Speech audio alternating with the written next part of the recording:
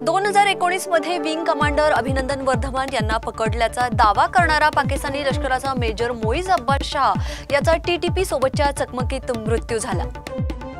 25 जून 1975 मधल्या आणीबाणीला अर्धशतक पूर्ण झालंय। आज आणीबाणीला 50 वर्ष पूर्ण झाली आहेत। 25 जून 1975 रोजी तत्कालीन पंतप्रधान इंदिरा गांधी यांनी देशात राष्ट्रीय आणीबाणी लागू केली होती आणि या निर्णयामुळे माध्यमांवरती बंदी, विरोधकांची अटक आणि मूलभूत अधिकारांवरती देखील मर्यादा यासारख्या घटना घडल्यात आणि या पार्श्वभूमीवरती अनेक राज्यांमध्ये लोकशाही मूल्यांवरती चर्चा आणि स्मरण कार्यक्रम आयोजित करण्यात आलेत। महाराष्ट्र सरकारनेही आणीबाणी काळात लढा दिलेल्यांना सन्मानित करण्याची घोषणा केली आहे। एका सरकारी कार्यक्रमात आमदारांनी चांदीच्या थाळीत भोजन घेतल्याचा व्हिडिओ व्हायरल झाला असून प्रत्येकी थाळीचे भाडे 25,000 रुपये असल्याचा दावा करण्यात येतोय।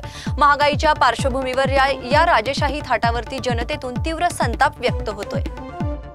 तब्बल 41 वर्षांनंतर भारताचा दुसरा अंतराळवीर अंतराळात झोपावतोय। शुभांशु शुक्ला हे आज एक्झिओम 4 मिशन अंतर्गत स्पेसएक्सच्या ड्रॅगन यानातून आंतरराष्ट्रीय अंतराळ स्थानाकडे रवाना होणार आहेत। सोलापूर विमानतळावर थरारक क्षण गोव्याहून आलेल्या फ्लाय 91 विमानासमोर अचानक कुत्रा धावत आल्यामुळे खळबळ उडाली।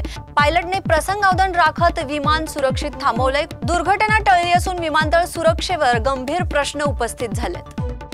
जुन्नर तालुक्यातील दुर्गवाडी येथील कोकण कड्यावरून उडी घेतल्यामुळे एका महाविद्यालयीन युवती आणि तिच्या दूरच्या नातेवाईकाचा मृत्यू झाल्याची धक्कादायक घटना उघडकीस आली आहे। मृतांची ओळख रुपाली संतोष खुटाण वय वर्ष 17 आणि रामचंद्र साहेबराव पारधी वय वर्ष 40 अशी झाली आहे। दोघेही काही दिवसांपासून बेपत्ता होते। स्थानिक ग्रामस्थांच्या सतर्कतेमुळे कोकण कड्याजवळ उभी असलेली कार आणि चपलांमुळे संशय निर्माण झाला। शोध मोहीम राबवून 1200 फूट खोल दरीतून दोघांचे मृतदेह बाहेर काढण्यात आले। पोलीस तपासात दोघांमध्ये नातेसंबंध होते आणि त्यांनी आत्महत्या केल्याचा प्राथमिक अंदाज आहे।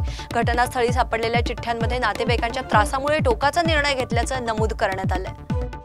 देशातील सर्वोच्च शिक्षण संस्थांपैकी एक असलेल्या IIT बॉम्बेमध्ये सुरक्षेची गंभीर चूक समोर आली आहे। बंगलोरचा 22 वर्षीय बिलाल अहमद फयाज अहमद तेली नावाचा तरुण विद्यार्थी असल्याचं भासवून तब्बल 14 दिवस कॅम्प्समध्ये बेकायदेशीरपणे राहत होता आणि हा प्रकार 4 जून रोजी उघडकीस आलाय। जेव्हा क्रेस्ट विभागाच्या अधिकाऱ्यांनी संशयास्पद व्यक्तीला पाहिलं, ओळखपत्र मागितल्यानंतर तो पळून गेला आणि 17 जून रोजी तो पुन्हा लेक्चर हॉलमध्ये विद्यार्थ्यांमध्ये बसलेला आढळून आला होता आणि त्याला तात्काळ अटक देखील करण्यात आली।